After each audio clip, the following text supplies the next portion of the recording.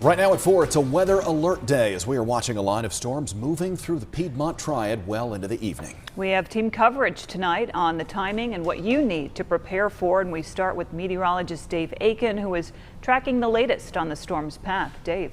Yeah, it's been fairly quiet across the Piedmont this afternoon, but now we're starting to see some rains come into the mountains and the foothills of North Carolina at this hour. A lot of the activity and the more intense activity has been down to our south, coming out of areas of Georgia, now pushing into parts of the upstate of South Carolina where there's a severe thunderstorm watch in effect. And it does include some southern counties in the southern Piedmont along the North Carolina, South Carolina state line. You can see where a lot of lightning is and some severe thunderstorm warnings that have been issued over portions of Greenville and Spartanburg along the upstate too. Also want to draw your attention to this little cell, this little complex that's been coming out of Iredell County, now moving into areas of Cabarrus County and southern parts of areas of Davie County too. Some heavy rains in here and start to pick up a little bit more convection. There's some decent winds. There's nothing severe out here at the moment, but we'll have to watch the radar and see how things go. Also some heavy rains back out along Highway 64 and back out towards I-40 south of Wilkes County too, with some heavy rains and some storms in there too, and some decent winds in some of these, not to severe limits,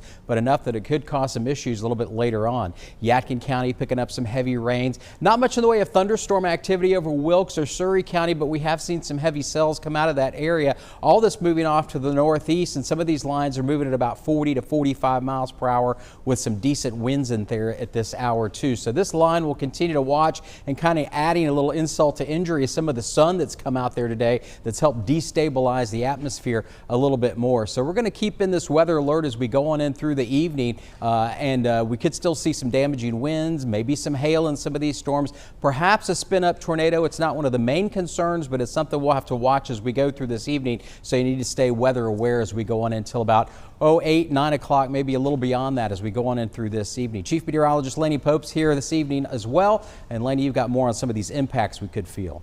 That's right. You're wondering why we have a weather alert day. It is because we do have a higher threat for some severe weather. If you take a look here, we're actually in that enhanced threat, which is a threat level 3 out of 5. Doesn't happen often in our area, and usually when an enhanced zone is sort of highlighted, we likely have severe weather in that region. And the most likely threat is going to be damaging winds, which are more likely in this area across Winston-Salem, Greensboro, High Point points east than to the west. Not to say we wouldn't have isolated wind damage in the west, but our highest concerns, of course, the heavy rain, the damaging winds, to a lesser extent, as Dave was talking about, maybe some large hail or even an isolated tornado. Now, as for the timeline with this, we're anticipating this line to continue to work its way to the east between now and about 9 o'clock, and it could intensify as it moves to the east, with some of these cells in here potentially becoming severe as we go through time. I do think after about 9 o'clock or so, when this cold front moves through,